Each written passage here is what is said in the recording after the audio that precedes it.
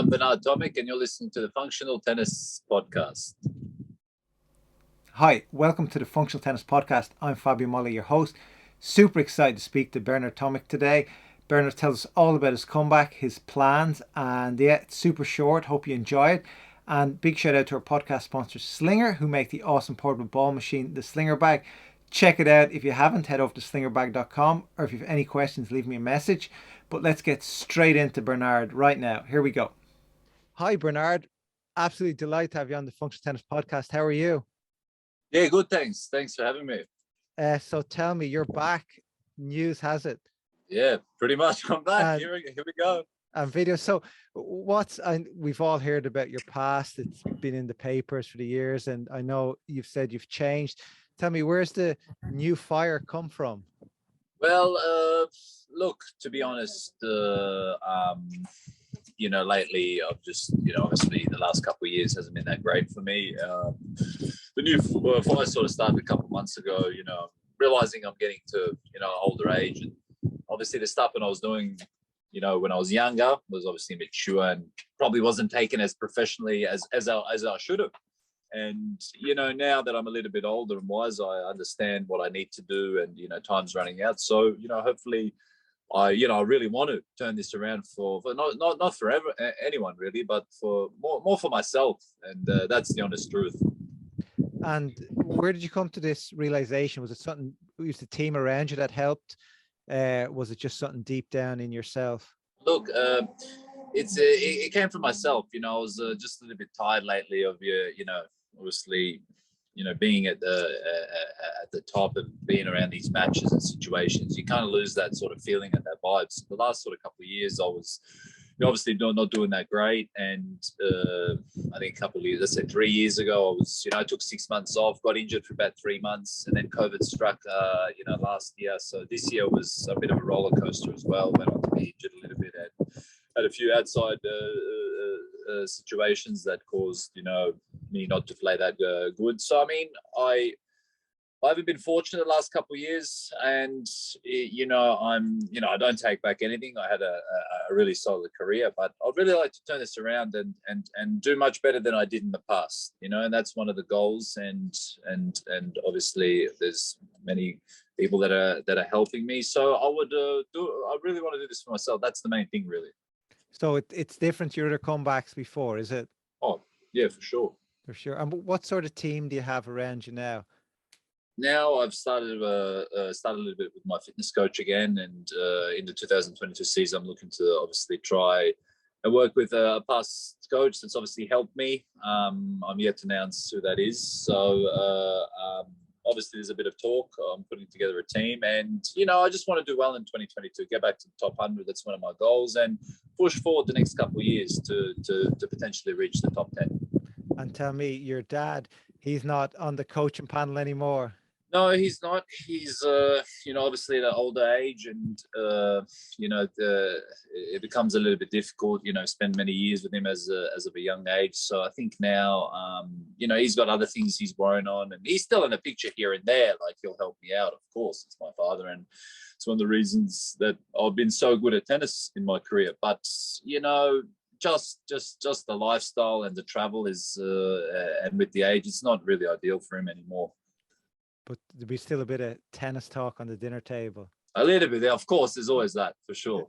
Yeah, it's what you grew up with. And yeah, and tell me, so you've turned vegan, I heard. I have, yeah. I have. What's the advantages? Is the diet completely changed? Tell us, what was your old diet? Was it fast food before? Yes, like I wasn't very professional with the outside stuff that I was doing with the eating, with the training. Obviously, I changed vegan about 2.5-3 years ago, and I love it. It's an amazing feeling. I mean, a lot of successful people are vegan. I got inspired actually by Novak, so it was something I tried, and it worked for me. I don't think I'll ever go back to eating anything else. So yeah, I'm a proud vegan. And you're not missing meat at all, or you're just happy? What advantages have you felt from going vegan? Oh, for sure. I mean, like the taste of meat, don't get me wrong, it's unbelievable. But like, no, I don't. I don't miss it because there's animals involved, and I'm all about that. I mean, I believe in karma, so if you do the right thing, and there's always something around. So I mean, it's not just that, for my health as well. My health's overall gone a lot better the last couple of years. It's just there's a lot of stuff involved that hasn't made my tennis go to its best level, and now I'm trying my best, and I'll reach it, but it'll take some time. We have to get Marcus Daniel to hit you up with high impact athletes. Yeah, that's right. But so also, and tell me, this battle with Nick, the call out, not the call out last week, it's a bit of Conor McGregor inspired call out to Nick. You said you take Nick down. Tell me, if you guys played a couple of weeks' time, are you going to take him down? Oh, for sure. I got him covered. And don't get me wrong, Nick's a really good player. One of the top 5, 6, 7 servers in my opinion in the world. But just the sort of style that he plays is, I don't mind that. Like, I've got a great record against guys like Kevin Anderson, who was 3 in the world finals of Wimbledon, final US Open about 4 years ago. I'm at 4-0 on him. Sam Curry, I think I'm 4-0. Karlovic, I think I've got 3-1 or 3-2. So those sort of styles of play really don't bother me. And I've played Nick many, many times. So it becomes just comfortable once you get used to where he serves at. It's a lot easier than yeah. Do you have just this natural knack to pick out little tendencies in the serve? Is that what it is? That's pretty much it. Once you practice with him more often and you understand where he's serving, it becomes a little bit easier. And after the serve, it's a little bit more difficult to the ground against players like that. Can you give us any of those tendencies on the Knicks there? It's tough to explain. Like, you have to be in the moment. You have to, you have to be on the court. You have to. It's like it's just before he serves. There's little things that he can, I know. So look, going back to when you were like an 18-year-old, quarters of Wimbledon. Do you feel that was good for your career or bad for your career over the medium term? Well, I think it was good. I mean, to be honest, I was qualified and made a quarter of a slam when I was 18, and that was such at a young age. I think the youngest age in history. But the problem is that after I played so many deep runs at slam, where I've lost 4th rounds, 3rd rounds, I think I have 6 4th rounds at Grand Slams, and maybe even 6 or 7 3rd rounds. I kept losing the guys like Roger and Rafa and Novak and Murray. So it becomes difficult. Like, I would have maybe played better at slams if I had a couple of better draws, but unfortunately, I had a lot of tough situations and tough draws at those slams, and I did reach the round 16. As a kid, who's the player you looked up to? I didn't look up too much. I looked up to Michael Jordan, to be honest. Like, he was sort of my idol, and I'm sure he was the idol of many, many people. So I mean, I didn't specifically have a tennis idol. So yeah, you just did your own thing, as we know. Yeah. And also, what advice would you give yourself or some other kids who are, let's say, very talented at a young age, who have a career, potential career top of the game? What advice would you give them to help them keep on track? Look, to be honest, I'd obviously tell them to work hard, to keep at it, to obviously listen to their team around them. But I think the most important is to have fun, to enjoy it. Because if you're doing that, if you're having fun, everything becomes easy, and it's not like work. And looking back, what's your biggest memory on the court so far? I don't know. I've had a few ones. I mean, the Wimbledon run was really good, but I mean, I've had some unbelievable matches. I mean, some matches have gone for 5-6 hours. I mean, one of probably my favorite matches was at the US Open, where we played.